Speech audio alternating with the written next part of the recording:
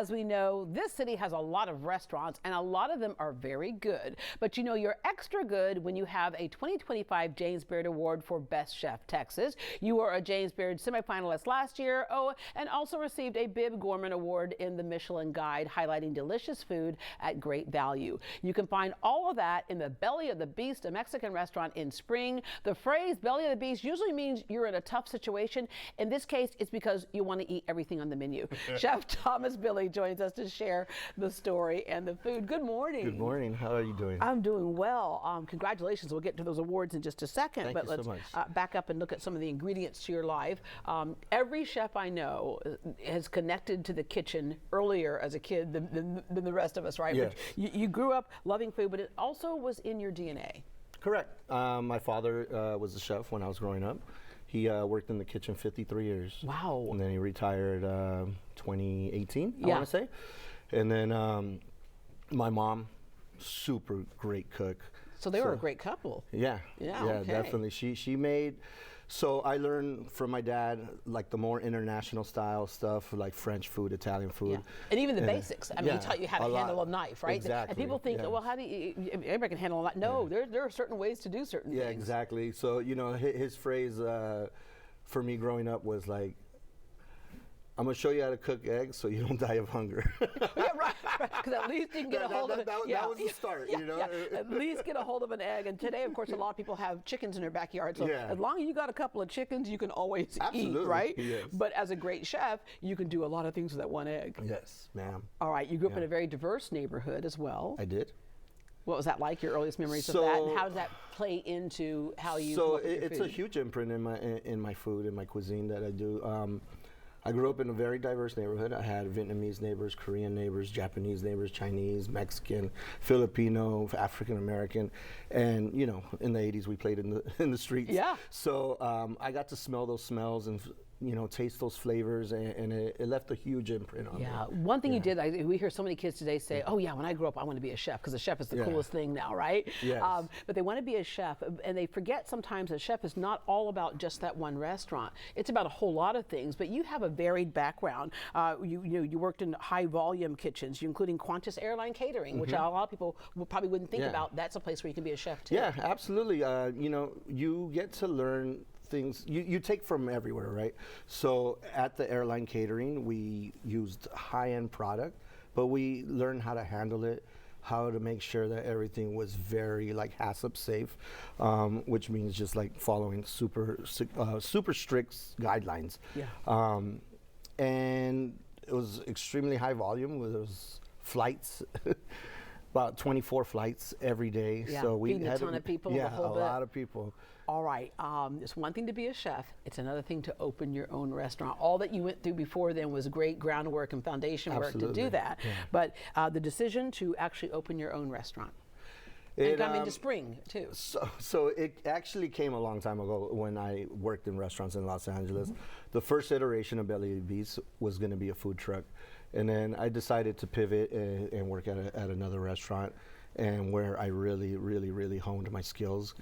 And then when we decided to move to Texas, the first thing I told Elizabeth, my wife, was, I want to have my own restaurant. I don't want to work for anybody anymore. Yeah. So that was the goal.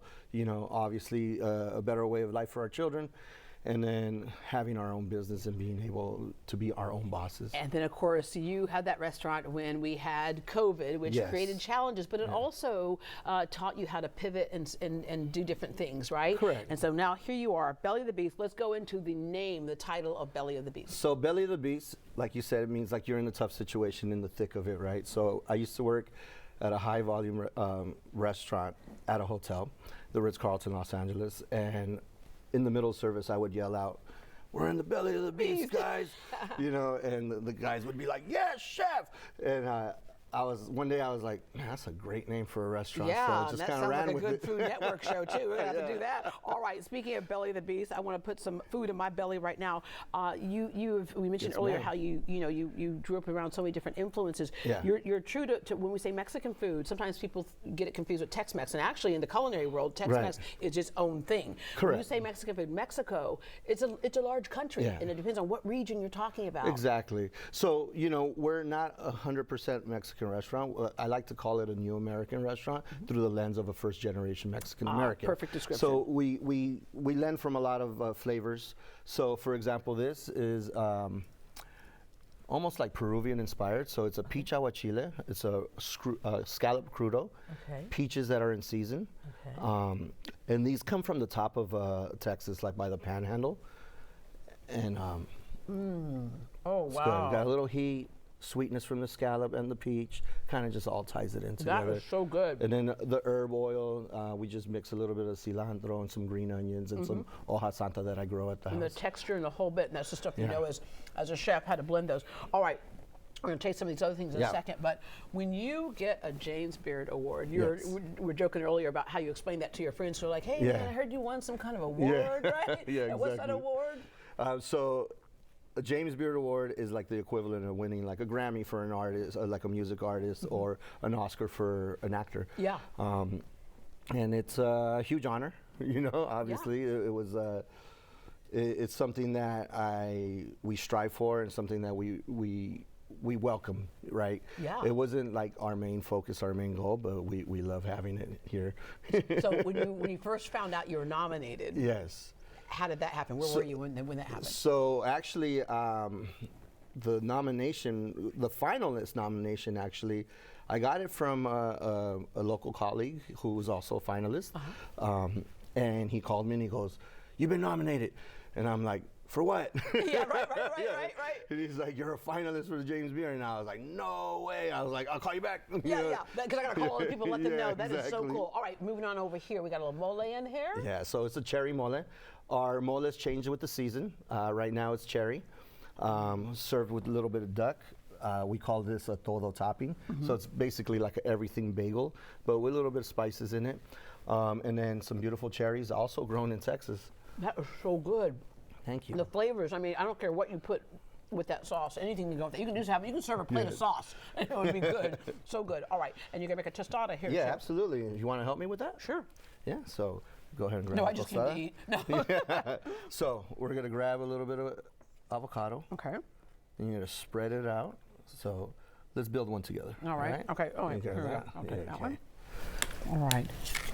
Doing tostadas here, and anything with avocado is good. And as we're doing Absolutely. this, I also want to mention the vibe of the restaurant itself, because it's just such a cool place to hang out at. Yeah, so the vibe is meant to feel like you're in our home, in our living room, our dining room, and then I'm in the back cooking for y'all, and my wife's greeting you as the wonderful hostess that You she know, is. we've mentioned her a couple of times. Yeah. You get on up here right now. Right here, right now. Come on up here, Liz. All right. Here you go. Okay, so kind of like his dad was a chef, his mom was a great cook, and so we've got you in the restaurant as well, because this is a family business. It's a team effort. Yes, Yeah. it sure is. All right. Okay, so he's grab my tostada. Okay, so we're putting on top of this now. We're putting on top of So that. this is Napa cabbage that's been tossed in a uni emulsion, which is sea urchin, and we treat it almost like a mayonnaise. So instead of eggs, the actual sea urchin is our binder. Okay. All right, then we're gonna place a little bit of tuna on there.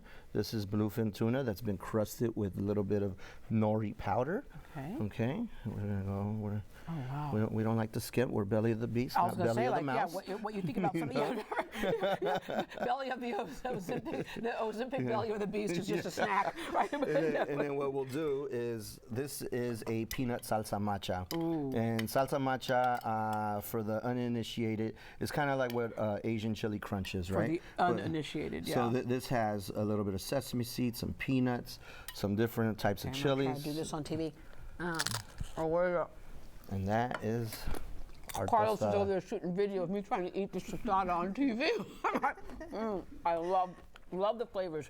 And so you. I'm sure you do a lot of experimenting and the whole bit when you're coming up with dishes. Yes, so, you know, you kind of just go through like, Here, Liz, you can have one too. Thank you so much. you kind of just, I think about food a lot, you Yeah, know? yeah. But the nice thing too is when you say owning your own restaurant, you know, a lot of times if you're working for a corporation, they have their menu set. That's it. Don't play with it. Correct. But when you own your own restaurant, you can do what, like you said, seasonally things can change, or if you have an idea, things can change. So Absolutely. You know, we like to, one, listen to our guests, you know, but I'm also showing them that I cook with my heart and soul. So I also want to make sure that they're understanding the art that's behind it and the thought process. And you're able to get things at our restaurant that you're not able to get anywhere else. Well, that's Yeah, why you so won it's that very James Beard eclectic Award and and that different menu. Michelin Guide. Thank you so much for Yes, joining ma'am. us today. Thank you for joining Thank us. you. All right, to learn more about Belly of the Beast, visit greatdayhouston.com and we will connect you out there in spring.